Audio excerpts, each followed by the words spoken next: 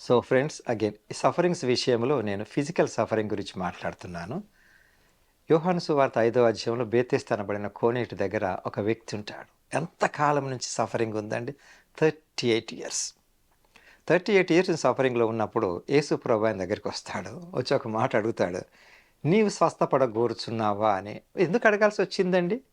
పైగా ఎంత క్లియర్గా అక్కడ రాసింది, వాడు అప్పటికి బహుకాలం నుంచి ఆ స్థితిలో ఉన్నాడని ఎరిగి. అంటే కొన్ని సందర్భాలలో నాకున్నటువంటి పరిస్థితుల నుంచి నేను బయటికి రావటం కొరకు, నేను విడుదల పొందటం కొరకు ఇక్కడ కొన్ని కొన్ని సందర్భాలలో నా చుట్టూ ఒక గిరికీసుకొని నేను ఉంటుండొచ్చు. ఏంటది?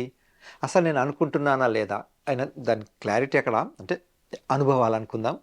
ఏం అడిగినాడు యేసు ప్రభు? నువ్వు స్వస్థపడగోరుచున్నావా అని. అసలు ఆయన ఉన్నదే ఆ ప్లేస్లో కదా.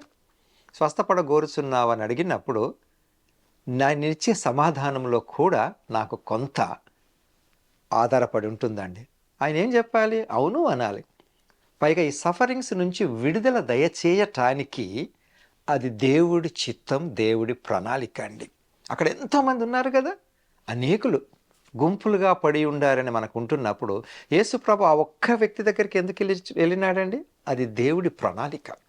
ఇక్కడ దేవుడు కూడా ఎవరికి స్వస్థత ఇవ్వాలి, ఎవరికి స్వస్థత ఇవ్వకూడదు, ఎవరికి విడుదల అనుగ్రహించాలి, ఎవరికి విడుదల దయచేయకూడదు అన్నది ఆయన పైన ఆధారపడింది. అప్పుడు అక్కడ అనేకులు ఉంటున్నప్పటికీ ఆ యొక్క వ్యక్తి దగ్గరికి వెళ్ళి నువ్వు బాగుపడగలనుకుంటున్నావా అని అడిగినప్పుడు ఆ వ్యక్తి సమాధానం కూడా సరిగా ఇవ్వలేదనుకోండి. ఆయన అడిగింది ఏంటి? బాగుపడాలనుకుంటున్నావా? ఈయన చెప్పింది ఏంటి? నాకెవరు లేరు అంటాడు. ఇక్కడ నేను ఇచ్చే సమాధానం కూడా దేవుడితో నా రిలేషన్ పెట్టుకొని దేవుడికి నేను ఎంతవరకు అనుకూలంగా ఉన్నానన్న దాన్ని కూడా ఆధారపడి ఉంటుంది. కాబట్టి ఫ్రెండ్స్, ఈ సఫరింగ్స్ నుంచి విడుదల దయచేయటానికి ఎంతోమంది ఉన్నా ఎవరికి విడుదల దయచేయాలన్నది ఇది దేవుడి ప్రణాళిక.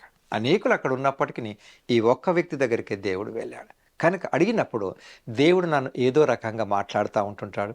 ఫ్రెండ్స్ ద్వారా, వాక్యం ద్వారా, సేవకుల ద్వారా మాట్లాడినప్పుడు నేను ఇచ్చే సమాధానం కూడా ఎలా ఉంటుంది, దాన్ని బట్టి నేను విడుదల పొందుకునే అవకాశం నాకుంది. అప్పుడు యేసుప్రభు అంటాడు, యేసుప్రభు ఈయన చెప్పిన సమాధానానికి రిప్లై ఇవ్వకుండా నువ్వు లేచి నీ పరుపెత్తుకొని నడుమంటాడు.